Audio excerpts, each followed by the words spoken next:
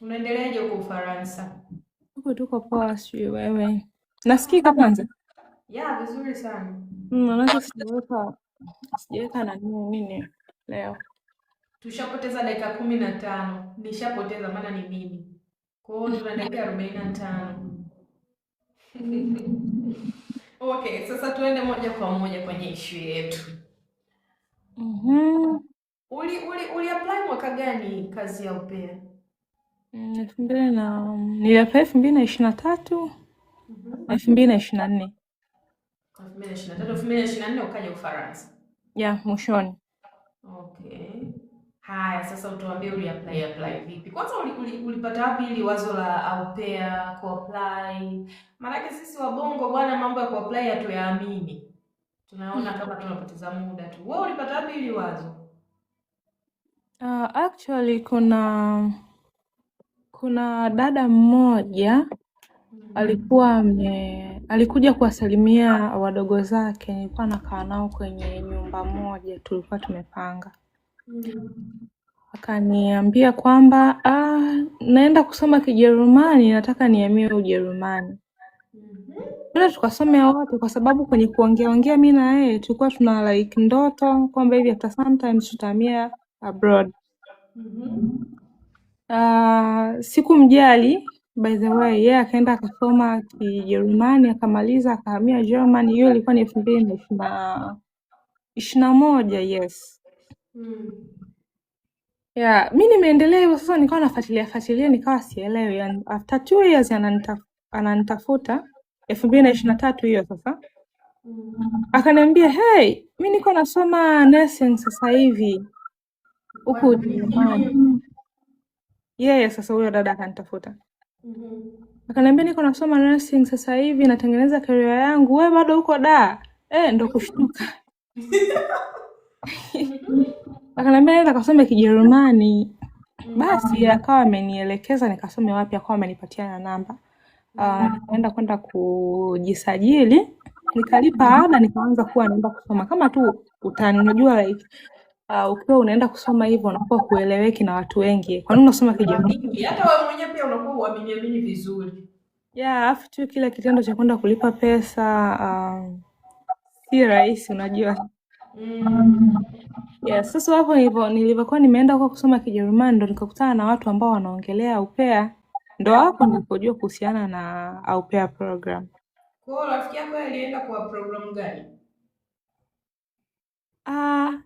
Hakuniambia exactly alienda na program gani, but kitu ambacho najua alifanyaga volunteer, then after volunteer ndo akaenda Ausbildung. Kwa hiyo alivolunteer Ujerumani? Yeah, nadhani alisoma mpaka B1 ya Kijerumani, maana ukisoma mpaka B1 unaweza apply visa ya volunteer. Okay. Yeah. So alipokuambia kwamba yuko Ujerumani na wewe mukali, sasa hapo ndio ikapanda. Yeah, nikasema kumbe tungesoma wote. Kwa ndo nikaanza kusoma hivyo. Ndo hapo ambapo nilikutana sasa na watu wakawa wanaongelea hiyo au pair. Muda huo sasa na miaka 20 ngapi? Ilikuwa ni 24 ama 25, kitu kama hiyo. 22 yes, ni kama 2027. Kwanza kusoma nimeanza kusoma 2023, so 2022. Okay. Sasa una miaka 27? Yeah, nafikisha 28 this year. Okay. Na uliapply ulianza kwanza kufanyaje?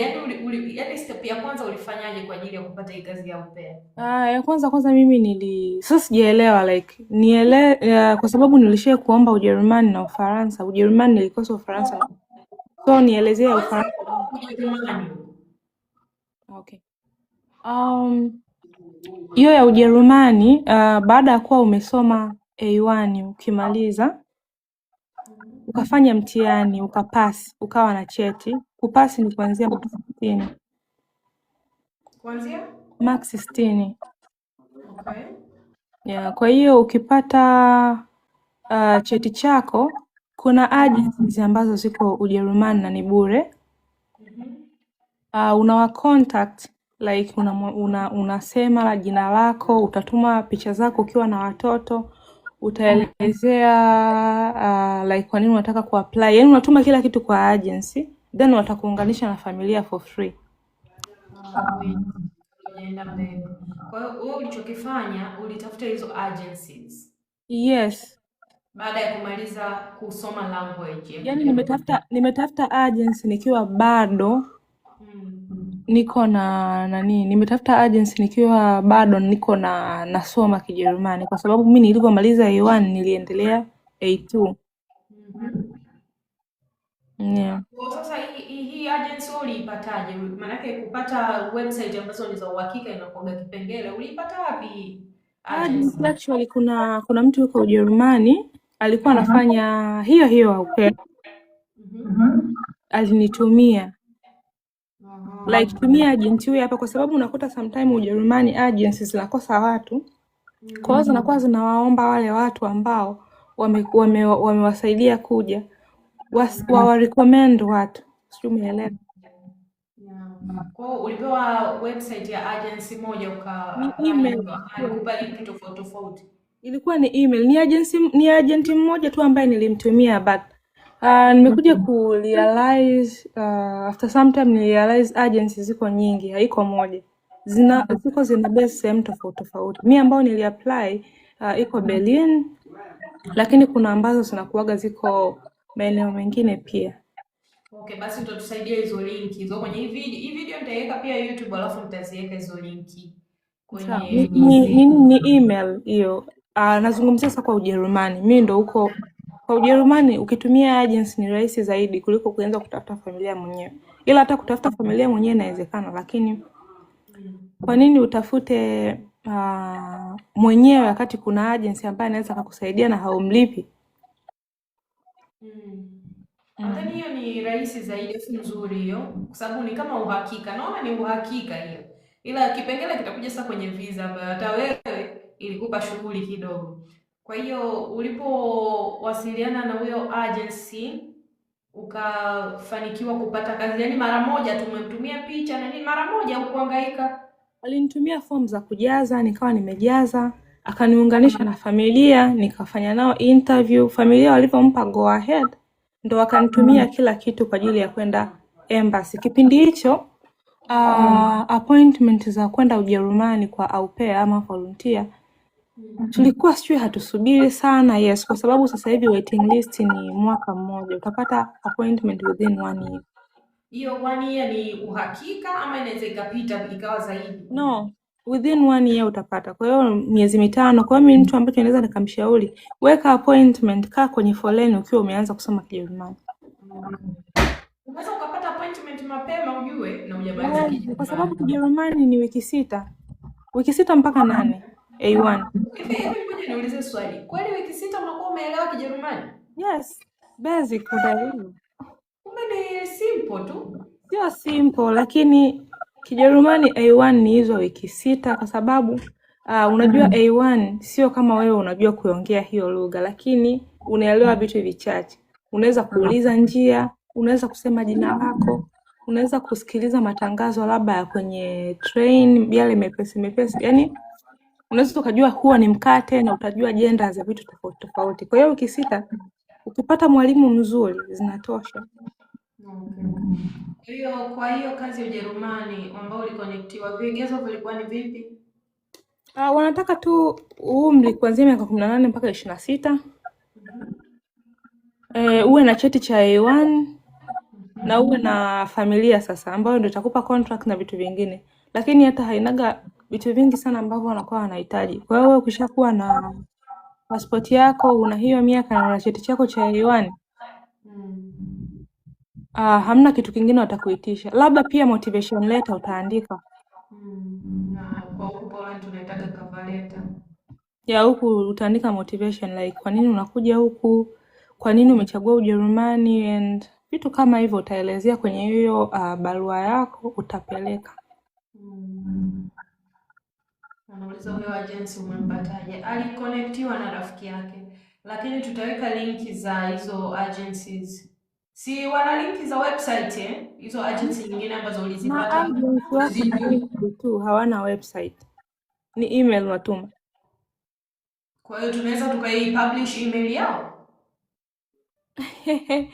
Hapo sasa ni kasheshe, lakini inawezekana kwa sababu wanakuwa wanataka watu sema. Sasa kwa mtu ambaye anataka kumpatia, inawezekana. Cha msingi tu atume complete application, sio unatuma hello, unaelewa? So watu ambao watataka email, maana yake labda wapatiwe inbox. Mtu hivyo, yeah.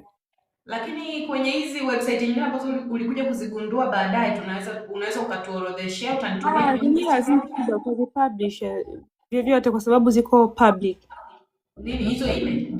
No, website. Yeah, website tunaziweka tu hapa kwenye description ya YouTube, utaziweka kwa watu watajionea huko. Kwa watakaotaka email, wameshaona hapo page yako, mfollow, and then unaweza ukamwomba akupatie email ya huyo agency. Lakini wewe umejikamilisha, wewe una lugha tayari, so unaenda tena unaanza. Wewe na hiyo nini? Umeshaweka hadi appointment ya embassy. Sio ukimtafuta tu hivi hivi hata wanakusumbua, najua.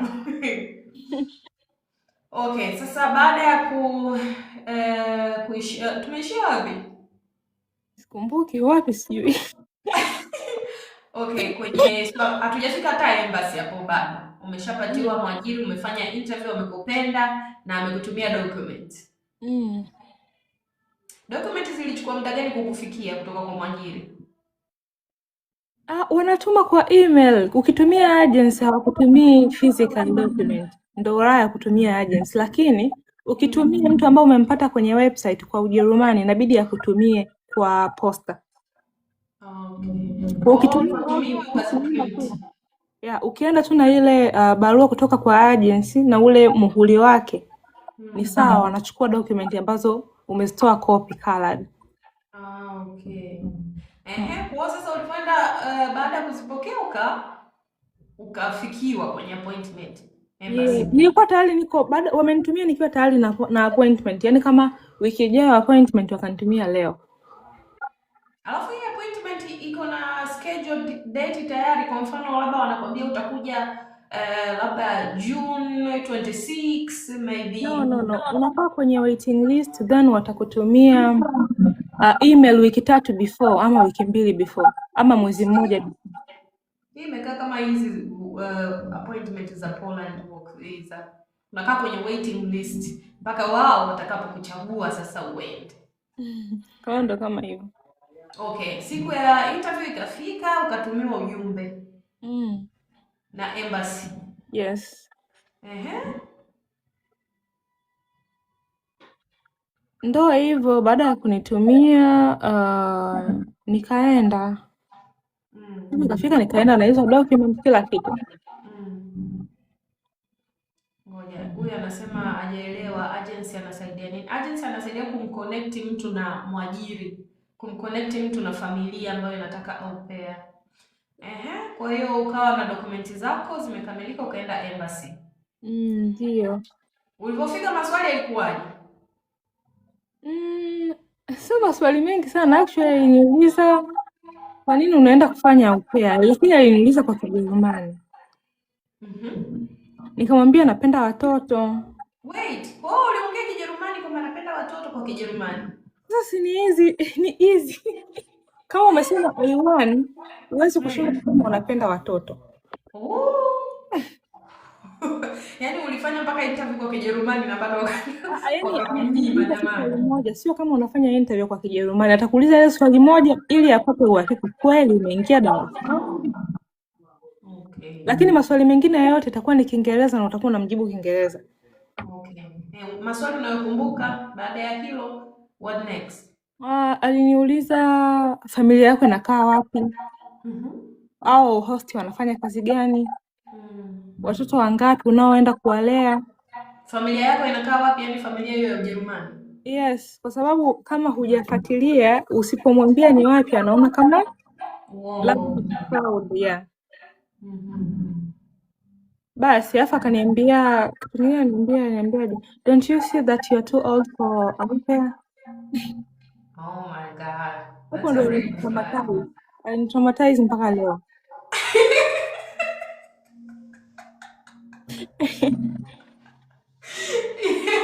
Haki ya Mungu, lazima uwe traumatized. You're too old. Hapo ulikuwa na miaka mingapi? Na 25 ndo nilikuwa nimefikisha. Sasa 25 you are too old how? Wakati miaka mwisho ni 26. Bwana, basi ndio hivyo. Aliniuliza kitu kingine, unakaa na nani? Nikamwambia na dada yangu. Wazazi wako wapi? Nikamwambia wako mkoani. Basi ndio hivyo alivyoniuliza. Okay. Kwa hiyo kamaliza ukaondoka zako, alafu unasubiri kwenda kuchukua passport. Ya, aliniambia tutakutumia email ya kuja kuchukua passport. Kwa hiyo imefika, wamenitumia email after 2 weeks ama 1 week, after 1 week, kwa sababu huwa wanajibu kulingana na tarehe yako ya kusafiri. Mimi unaandika tarehe yako ya kusafiri. Nikaenda pale, basi nimeenda kuchukua passport, nikaona tu kwa Ujerumani ukirudishiwa passport ukaona umepewa na barua, maana yake visa umekosa. Kama Marekani. Yaani ukipewa passport na karatasi ujue umekosa. Kwa hiyo nilivyoona tu passport iko na karatasi ndani ukajua tu hapa hamna kitu. Hilo swali la kukuuliza kwamba don't you think you are too old for au pair, tayari yani ilikuwa ni red flag. Na hata kuniuliza ninakaa na nani, yaani kwa sababu zilizoonyesha ameninyima sio umri. Alisema kwamba nimeshindwa kuprove family root, kwa sababu kama ninakaa na dada yangu, wazazi wangu wapo kule, kwa hiyo mimi ni rahisi nikija huku naweza nisirudi. Wazazi wako wako wapi? Aliniuliza wazazi wako wako wapi, nikamwambia wako mkoani. Kwa hiyo wakaona kwamba wewe unaweza kuishi popote. Okay. Kwa wakakunyima visa, ulikata tamaa ama ulifeel aje? Nilijisikia vibaya kwa kweli sana tu, yaani nilijisikia vibaya, lakini sasa ndo nikawa tayari nishatumia hela zangu, nikasema anyway ngoja nijaribu tena sehemu nyingine. Ulitumia kwenye nini hapo? Kusoma Kijerumani. Okay. Kusoma Kijerumani ni shilingi ngapi unalipia kwa hiyo course moja? 500 A1, alafu nililipa tena ada 500 A2, nikafanya mtihani na 500. Bado hela za nauli. Wewe uliinvest. Ujerumani au pair ni complicated. I mean so complicated. Kwa sababu lugha. Alafu sio lazima usome mpaka A2. Unaweza ukasoma A1 500 ukafanya mtihani 500. Lakini pia hela ya visa utalipa 200 na. Sasa hivi haijapanda kweli, maana wanapandisha sana hizi ada za visa kwa sasa. Ni 75 ile nadhani, lakini kwa Ufaransa ndo iko juu kidogo. Okay. Haya sasa. Baada ya kunyimwa, ushakuwa disappointed vibaya sana. Ulipata wapi courage ya kurudi tena kuanza tena upya kutafuta kwenda kwingine? Kwa sababu yule shakatisha tamaa amekwambia miaka 25, you are too old. Na ikakutraumatize kabisa. Hii courage ulipata wapi kwenda kuanza upya? Mimi waga naelewa kitu kimoja, nasema kwamba nikishalianzisha jambo, unaelewa, sababu maji ukishavulia nguo lazima utaona. Yaani nilikuwa na kama akiba ya laki ngapi sijui. Kama 700,000. Nikasema hii akiba ya 700,000 na yenyewe nafanyia chochote. Labda Mungu amenipangia niende hiyo sehemu nyingine. Kwa hiyo hata siku nilipokuwa nafuatilia sikuwa hata nimemwambia mtu, umeelewa yaani hiyo ni kama story yangu kabisa. Nilinyimwa visa mara ya kwanza, nikawa disappointed, nilipo apply tena. Kwanza nilikuwa sina mood, sijamwambia mtu mpaka siku napata visa, kwa sababu nilikuwa najua tunaenda kukosa. Mimi ya kwanza pia hata sikusema, hata nilipokuwa na apply ya kwanza. Kwa hiyo ndo hivyo. Process mimi ya Ufaransa nilikuwa tayari nimeshaisikia na nilikuwa tayari nimeshaanza kutafuta familia, kwa sababu nilikuwa naona Ujerumani wananichelewesha hayo mambo ya kusubiri sijui na nini, unaelewa. Kwa mimi nikawaga nimeianza process ya Ufaransa. Okay. Kwa mambo huko yalivyokuwa nini? Ufaransa hawahitaji lugha. Ufaransa unaweza ukasoma lugha within wiki moja. Unasomea Alison. Kiingereza? No, Kifaransa unasoma Alison bure. Alison. Okay. Kwa Bure. ulisoma Kifaransa? Nilisoma wiki moja. Na ukajua kabisa, ukaelewa, ukajua kupronounce matamshi, kuzungumza kidogo? Yaani uelewi chochote basi tu. I understand. Wiki moja huwezi kuelewa. Yaani labda utatoka na maneno matatu manne. Yeah, wanataka tu iko cheti upeleke embassy. Okay. Ulisomea wapi? Alison online? Yeah, ni online. Alison ni application ambayo unaweza ukasoma vitu vingi. Unaweza ukasoma lugha tofauti tofauti. Unasomea caregiver ukitaka. Yeah. Haya, na hii safari ikawaje? Ulianzaje kwa apply ya Ufaransa? Kwa Ufaransa nilikuwa tayari nimeshakuta ubalozi wamedelegate hawa wakakupa TLS, kwa hiyo tukawa hatuombii tena embassy. Nadhani mimi ndio nilikuwa zile appointment za wiki ya kwanza kufanya TLS nilienda kwenda kufanya, kwa sababu niliapply nilikuwa nimepata appointment in 1 week. Kwa hiyo nikaorganize social document, nikawa nimezipeleka kwa TLS. Nafika pale sasa hawaelewi visa yao ni nini. Yeah, kwa Tanzania sio upea wengi wanatoka kwenda Europe nadhani ndio maana. Ikabidi wampigie mtu ambaye sasa mzungu ambaye alikuwepo anamuelekeza sasa aje ili adisikilize. Sasa hapo ndo nikazidi kuogopa.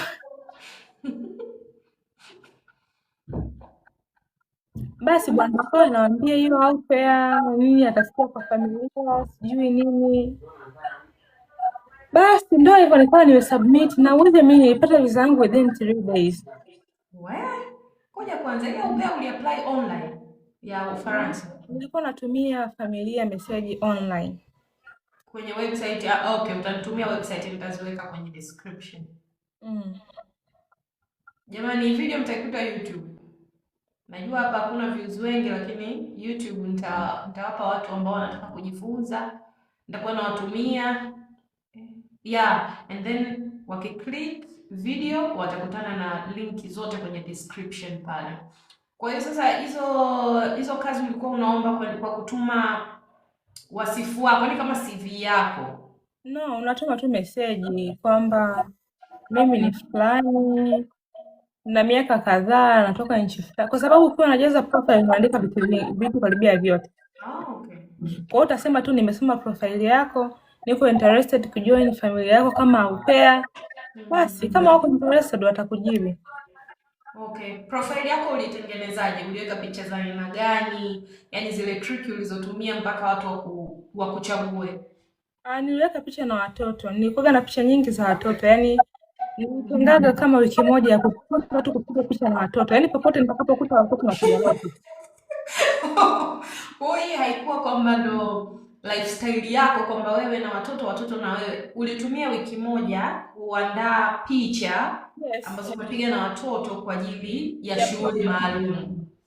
Yeah, kwa sababu hata pia hiyo process nilianza nilipokuwa Ujerumani, nilipokuwa na apply Ujerumani, kwa sababu agent lazima umtumie picha zako ukiwa na mbalimbali ukiwepo na watoto. Sawa. Kwa hiyo kwenye sehemu nyingine unajaza kuhusu wewe kwamba labda unaeleza umefanya nini na watoto ama unaelezea nini kwenye description? No, unaandika tu like inakuwaga ni kama vile family to the letter. Wewe ni nani? Hali yako na watoto ikoje? Unapenda watoto? Uko comfortable kulea watoto kuanzia umri gani? Register vyote. Okay. Upo?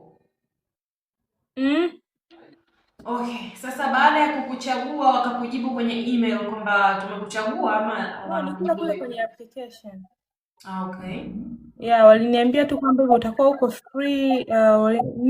Yes, mimi ndo niliwatumiaga message.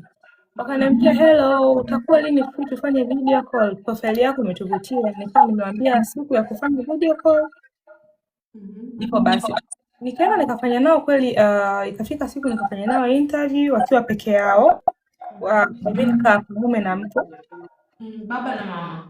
ya wakawa wameniuliza maswali kwamba uko comfortable kulea watoto gani, ulishawahi kusafiri, vitu kama hivyo. Alafu wakaniambia kwamba tutakupa jibu Jumatano, maana niliongea nao kama Alhamisi nyingine, wakaniambia nisubiri next week Jumatano wakanipa jibu. Nikamwambia sawa. Basi nilipofika Jumatano wakaniambiaje, naomba tufanye interview nyingine kwanza kabla tujakupa jibu, maana tuko na candidate kama 4. Kwa hiyo tunaongea na kila mtu mara ya pili, afu tuta make final decision. Nikamwambia sawa. Interview ya pili ilikuwepo mama, baba na watoto. Sasa watoto wangapi? 4. Wana umri gani?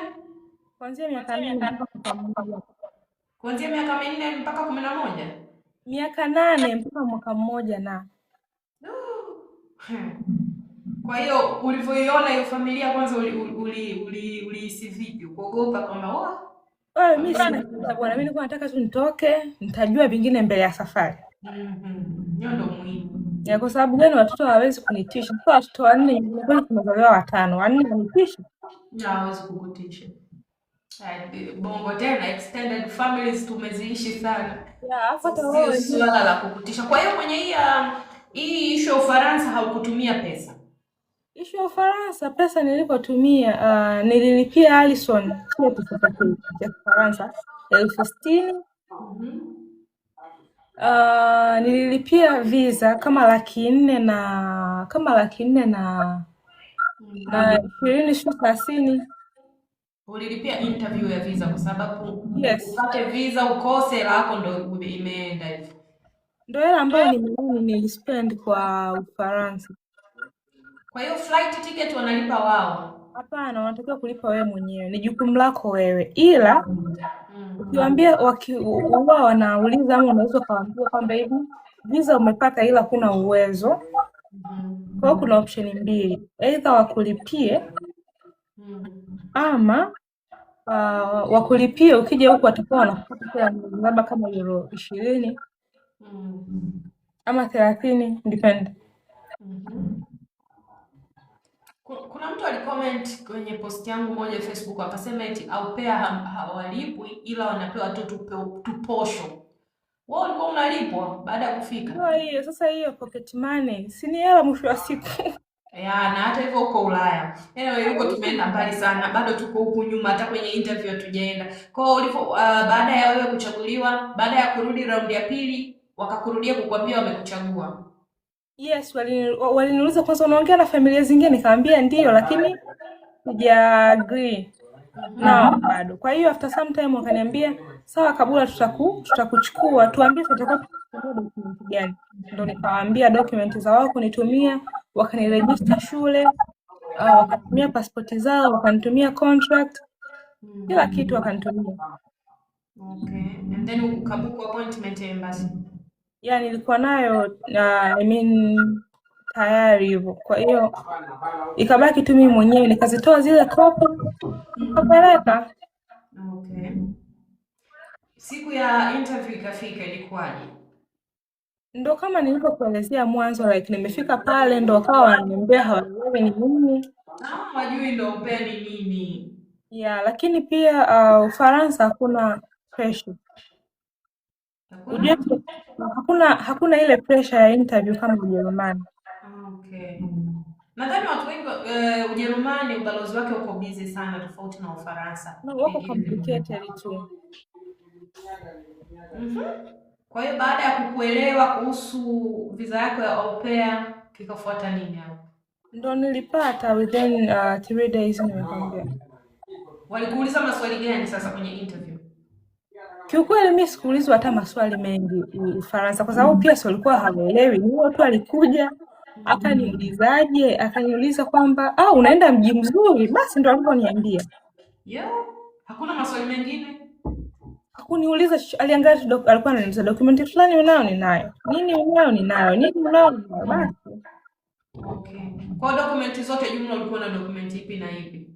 Nilikuwa na invitation letter ya kwao waliniandikia wao.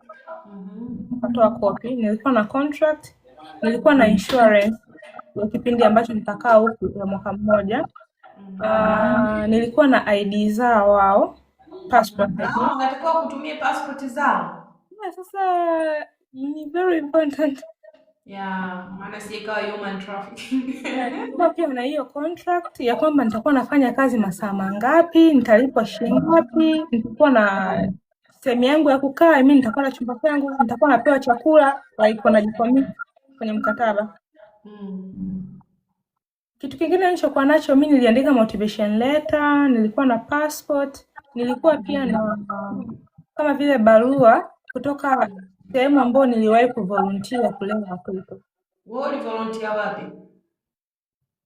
Kuna hiyo shule tu huko. Ulivolunteer kweli ama ndo kibongo bongo? Ulivolunteer bana. Okay, muhimu uwe na barua tu uthibitisho kwamba ulivolunteer somewhere. Yeah, kwa hiyo wanajua unauka na experience. Hiyo ni muhimu. Ndio. Kwa Ufaransa umri mwisho ni miaka mingapi kwenye swala la au pair? 30. 30? Hii inachukua mpaka ijigo kina sisi. Hii inachukua mpaka ijigo. Shit. Okay, kwa hiyo baada ya siku ngapi ukaenda ukapata visa? Kwanza ulijisikiaje? Mimi nilikuwa nijaribu basi itakavyokuwa iwe. Ulikuwa ushakata tamaa? Nilikuwa sijakata tamaa. Mimi nilikuwa najua nitaondoka kwa sababu pia mimi nilikuwa nafanya kila kitu, sio au pair tu, au pair kutafuta wachumba, yani yote kitu. Hiyo ya wachumba nimeipenda. Hii meturn off huyu nani jina la Kiarabu hii meturn off mic sababisha mwangu. Kumbe safari haikuwa rahisi bwana. Haikuwa rahisi. Huko kwenye wachumba kulikuwa dating sites hizo? Wachumba wapo. Sasa after some time nilijikuta nimepata visa, ndio nilikuwa niko na mchumba. Kwa hiyo nikawa natakiwa nichague niweza mchumba ama nije mwenyewe. Bora kuja mwenyewe. Nikaja mwenyewe, mchumba si akaniacha. Unaona mambo haya, ningekuramba. Mchumba akakasirika bwana. Kisa unakuja mwenyewe? Yaani kwa nini uje Europe? Wewe alikuwa hatari, huyo angekufanyia kitu hicho. Alikuwa anatoka nchi gani? Siwezi kusema. Lakini sio Ufaransa. Sio Europe kabisa. Okay. Ni Amerika huko. Lakini kiukweli hiyo sio saini nzuri kwa huyo jamaa, kwa sababu yeye hataki uende Europe. And then what? Hawa watu wanatakaga watu wa kuwaendesha. Wanaamini kwamba sisi wa Afrika yani tu wanyonge, hatujui vitu vingi, hata akikuchukua unaenda kwa mnyonge wake. Kwa ukija Europe akili yako itapanuka bure. Yeah, probably. Bwana Mungu ndo anajua. Kwa hiyo ndio hivyo bwana, nikaamini hivyo. Nilipeleka lini? Nilipeleka Friday and on Monday nikaitwa. Kwa hiyo hii ni kawaida kwamba Ufaransa wanafanya interview haraka na wanatoa majibu haraka, au wewe ulikuwa na bahati tu? Wanatoa majibu kulingana na tarehe yako ya kusafiri. Alafu kingine uende na document zote, yani usimisi chochote. Kuepusha usumbufu. Okay. Maana zikiwa hazijakamilika wataanza kukwambia lete hii, ongeza hii, fanya hivi. Okay. Yeah, yani uwe na document zilizonyooka. Ukiwa na document zimenyooka, visa unapewa. Okay. Ukapata visa siku ukawaambia mabosi zako? Yeah, nikawaambia kwa sababu hata sasa wao wenyewe walikuwa ni kama wamesha give up tayari na mimi, kwa sababu kweli story ilikuwa hivi. Nilikuwa nataka kusema hivi. Yani like nilikuwa natakiwa nije huko mwezi wa 9. Ila mimi visa nikapata mwezi wa 10 mwishoni. Wa 10 siku. Kwa hiyo ikawa muda mrefu. Ya kwa sababu huko shule inaanza mwezi wa 9. Kwa hiyo wao iliwabidi watafute nani. Sababu nilichelewa. Okay. Kwa hiyo wakaniambia sasa, instead ya kuja huo mwezi wa 11 nije mwezi wa 12. Ndo hapo mi nimepata visa, nimekaa Tanzania mwezi mmoja na visa tayari nimekaa muda usubiri. Unasubiri wao. Yeah. Okay. Huyu mtu anasema hujamaliza kuorodhesha documents. Nilimaliza document hizo, staja ndo hizo hizo. Na wewe hapa Bongo ulipeleka document gani za kwako? Ndo nimekwambia contract za kwangu mimi kama mimi nilipeleka passport, cheti changu cha nilipeleka switch ya form 4, switch ya form 6, switch ya chuo sikumbuki, lakini chochote kati ya hizo hapo. Nilipeleka pia barua ya kuonyesha nimevolunteer, nikapeleka na kile cheti cha Harrison basi. Okay. Hiki cheti cha shule hiki ni muhimu au uliweka? No, ni muhimu, maanake kwa Ufaransa wanataka mtu aliyemaliza form 4. Okay. Kwa hiyo umemaliza form 4 hata kama ulifeli ni sawa. Una shida, wewe tu ulimaliza form 4. Ulipeleka cheti ama living certificate? Mimi nilipeleka cheti kwa sababu mimi nimesoma mpaka bachelor, lakini sijui sasa nilipeleka cheti kipi, sikumbuki vizuri. Peleka hiki chenye degree. Are you ready flag kweli? Unaona huyu msomi huyu anataka kwenda kuwa au pair. Haona shida. Je, kama nilisoma mpaka chuo and passion yangu ipo kwa watoto. Okay. Haya. Baada ya kupata visa, what next hapo? Nilifurahi, yani nilifurahi sana. Najua furaha ya visa. Kwa hiyo ukamcontact bosi wako na ndio hivyo kasubiri kidogo. That is a good news. Kwa hiyo hapo hivi shule inakaribia kufungwa, kwa hiyo ngoja shule ifungwe, tunaenda vacation, then vacation nije. Kwa hiyo ule msimu wa Christmas sasa, ule hiyo msimu ndo nilikuja. Okay, siku ikafika, ukakata tiketi, safari ikaanza. Walinikatia tiketi. Okay, ukulipa hata flight. Walilipia familia nzuri, walilipia flight na hata hawakunikata. Kabla hapo ulikuwa ushawahi kusafiri nje ya Tanzania before? Hapana. Kwa hiyo passport yako ilikuwa nyeupe tupu? Ilikuwa ina visa ya China. Uliwahi kwenda China? Ulienda peke yako? Kwa hiyo ulikuwa una experience kuhusu airport na nini? Kwa experience ya airport nimepata experience sana. Mimi unajua ni mtu wa Mwanza. Yeah, lakini kwa international flight ilikuwa kuna kaugumu kidogo sasa kwenye connect. Ulisafiri mara ngapi kwenda China before? Hujanielewa. Nimekwambia kuhusiana na China ilikuwa ni visa. Yes. No travel. Yes. Kwa nini? Ulikuwa unataka kutengeneza travel history? Hiyo ni story ya siku nyingine. Okay. Kwa hiyo hii ilikuwa ni experience yako mara ya kwanza kabisa airport? Maybe for international flight? Yeah, for international. Ilikuwa ngumu? Hapana, sio ngumu hivyo. Nimekwambia labda kwenye connect flight. Hasa eneo hilo. Airport zinakuwa kubwa, lakini nilikuwa tayari nimeshazoea kwenda airport kwa sababu mara nyingi nilikuwa nikisafiri kwenda Mwanza nilikuwa like napanda ndege. Kwa Bongo ulikuwa unafanya kazi gani? Mimi nilikuwa na saluni. Ukaacha saluni? Nilielewa saluni zetu za Bongo. Okay, kwa katika contract mshahara waliandika shilingi ngapi? Mnalipa per hour? Walikuwa wanalipa per hour? No, huko wanalipa pocket money. Kima cha chini cha serikali ni euro 320, watakulipia na 320. Okay. Na nauli ni euro kama 90. Kwa hiyo ukilipa hela kidogo wanalipa kuanzia 450 mpaka euro 700. Hiyo euro 700 ni kwa mwezi? Kwa wiki? Mwezi.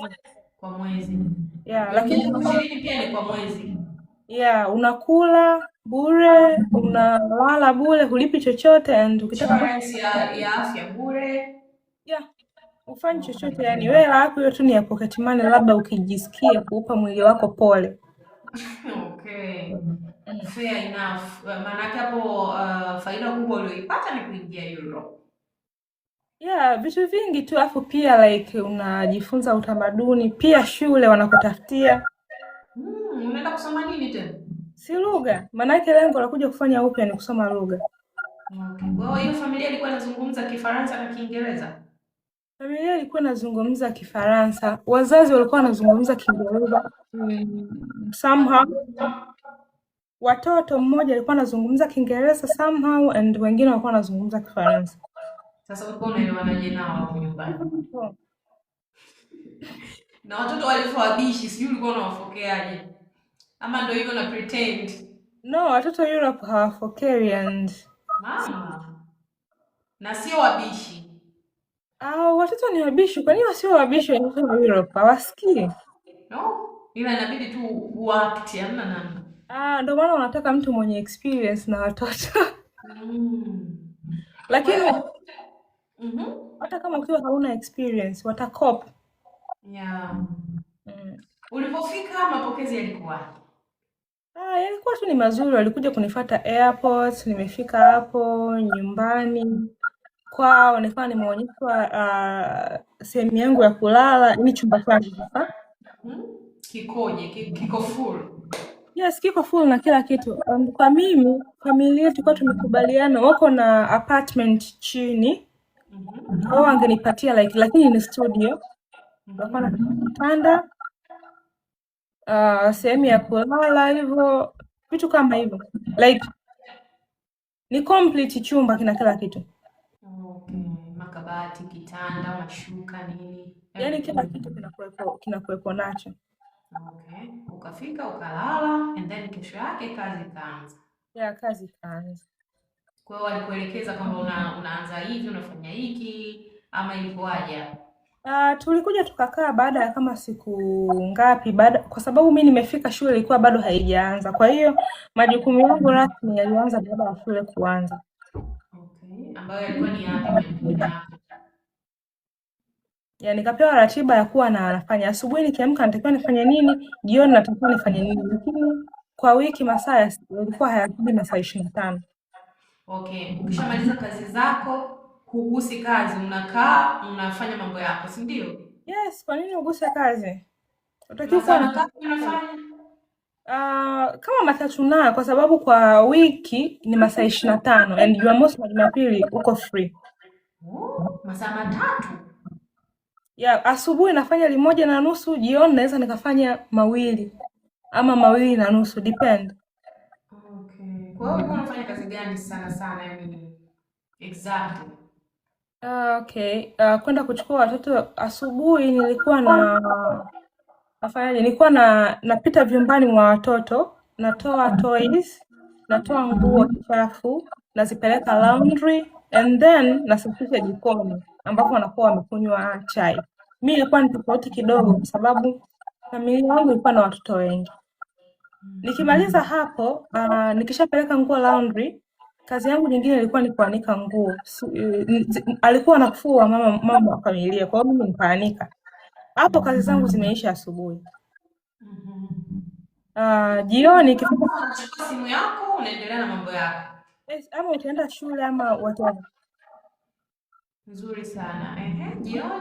Jioni ikifika saa 11:30, naam chakula ama kutengeneza chakula cha watoto. Cha watoto tu, sio cha familia nzima. And then naenda kuwachukua watoto shule na baiskeli. Kwa sababu nilishawahi kujaribu kuwachukua na gari, ilikuwa ni different kwangu kwa sababu nilitoka na driving license. Lakini baada ya kuja huku ilikuwa ni tofauti kidogo kuendesha. Kwa hiyo nikawa nawapata na baiskeli. Nikija nyumbani nawapa chakula wanakula na kula nao. And tukimaliza hapo nasafisha jikoni, kazi yangu imeisha. Ulikuwa unawafuata na baiskeli watoto 4? 3. Mmoja alikuwa anafuatwa na wazazi wake. Okay. Hao watoto 3 unawapakiaje kwenye baiskeli ama kila mtu ana baiskeli yake? No, kuna baiskeli zinakuwa kama bajaji. Hiyo sijawahi kuziona. Kumbe. Yeah. Kwa hiyo driving license yako ilikuwa valid kwa Ufaransa? Well, ukija Ufaransa kufanya au pair unaruhusiwa kudrive kama unaweza for 1 year. Yeah. Maana nasikia hizi leseni zetu za Tanzania ukija huku ni mpaka urudie mtihani. Baada ya muda wako huo uliopewa kuisha, unarudia mtihani ndio upate valid license ya EU, kwa sababu nadhani tuna utofauti, sio kuna mkataba gani ukusainiwa Yaani hata kuendesha ni tofauti kwa sababu huku wanaendeshia other side of the road. Sisi tunaendesha sawa na UK. Licha tu kuendesha other side, hata driver unakaa the other side, yani the opposite. Tanzania dereva anakaa kushoto, kulia. Huko anakaa dereva anakaa kushoto mwa gari, alafu unaendeshea kulia mwa barabara, so it's different. Yeah, kwa hiyo ndo kama hivyo. Ulikuwa unatumiaje muda wako sasa? Labda tuna dakika chache sana kumaliza. Okay, ile muda wako wa ziada ulikuwa unafanya ndio unaenda shuleni kusoma lugha? Yeah, nilikuwa naenda mara 3 kwa wiki. Kwa hiyo ndio hivyo nilikuwa natumia kusoma lugha, kujichanganya na watu, kwenda dates, kufanya vitu vingi tu. Okay. Haya, tumalizie yenyewe. Niazime dakika 5 tu utuambie umetokaje kwenye upea mpaka kuja kwenye ususi. Na sasa hivi unafanya nini kama utakuwa uko free kutuambie. Okay. Actually mimi sio kama nimeingia kwenye ususi 100%, but kusuka ni kitu ambacho nilikuwa nakipenda na nilikuwa nakifanya. Ila uko vizuri sana kwenye ususi. Endelea kujibrand hivyo hata kama unajitolea kuwasuka watu, sijui nimeona watu wana comment unasuka watu for free. It's good thing kwa sababu unatengeneza profile yako na utapata wateja wengi sana. Mimi najua ususi ambao umetajirika kwa ususi. Yeah, kwa hiyo muda mwingi ndo nilikuwa najichanganya nafanya hivyo vitu bla bla bla. Yeah, kwa sababu nilikuwa sitaki mwaka wangu uishe nirudi nyumbani. Kwa hiyo mimi nimefanikiwa kufanya au pair kwa miezi 6, naweza ni 6 kuelekea 7. Then nikaacha, na sikuacha kwa ubaya like basi like ukishakuwa mtu mzima unaangalia kitu ambapo kitakuwa kinakuongezea zaidi. Ulimwagaje bosi sasa? Kwa sababu mimi sijui ku drive, nilimwambia kufuata watoto shule itakuwa ni difficult hivyo. Alafu shule pia ilikuwa inafungwa. Kwa hiyo shule ikifungwa ilikuwa natakiwa nirudi baada ya mwezi mmoja, umeelewa? Uende Tanzania afu rudi baada ya mwezi. Au uende usafiri Ulaya popote whatever. Ulitokaje kwa bosi? Ulipotoka kwa bosi wako ulienda wapi? Nilisafiri Europe, like nilikuwa nazunguka tu. Leo niko nchi fulani, kesho fulani. Nienda vacation na rafiki yangu. Okay. Kwa umelegalize vipi wa stay bila bosi ambaye amekuleta? Umelegalize vipi kubaki Europe? Okay. Actually it is possible. Kuna vitu vingi vya kukubakisha. Kuna visa nyingi sana friends. Labda naweza nikakuelezea kwa ufupi zaidi. Huku hivi unaweza ukafanya kwanza au pair miaka 2. Kwa hiyo unaweza extend your right of out possible. Kitu kingine kuna visa ya boyfriend na girlfriend. Kwa hiyo hata kama umepata mtu sio lazima uolewe. Mtu tu ni boyfriend wako. Kama mnakaa pamoja unapata visa. Unaweza kwenye student language student visa. Okay, kumbe njia ziko nyingi. Yeah, njia ziko nyingi, zao ni wewe tu. Okay, jamani mnaopanda, mgeni wetu muda wake umeisha. Yaani huku mimi nilichokipenda, Watanzania tumekuja huku lakini Waafrika tumeuacha nyumbani. Tunaenda na muda ile mbaya. Tulikuwa na session ya lisali moja, lakini dakika 15 zimechelewesha kwenye kuconnect na nini. Lakini muda umeisha sasa hivi na tunaondoka. Kwa hiyo video mtaikuta YouTube. Nataka nijaribu kuisave, nitai-upload tu kama unichelewa utaikuta huko. Unasema unaitwa nani? Nani? Jina langu? Yeah. Tuma, ulilitaja hili jina. Tuma, Mungu akusaidie, Mungu akubariki sana. Yaani kila unachokifanya kifanikiwe. Mimi napenda harakati zako, napenda hustle zako. Unasuka vizuri, endelea kupambania hiyo. Utakuja kufungua bonge la saluni, tutakuja kusuka Ufaransa huko. All the best. Moya siku nyingine tena tutakuwa tu nanitumia message kama nikiwa free session ya lisali moja ndio. Okay, naona Tupilike amejoin. I love this girl. Nitamdie nione kama hata nikubalia kuzungumza na mimi pia. Okay, thank you. See you next time. Okay, bye.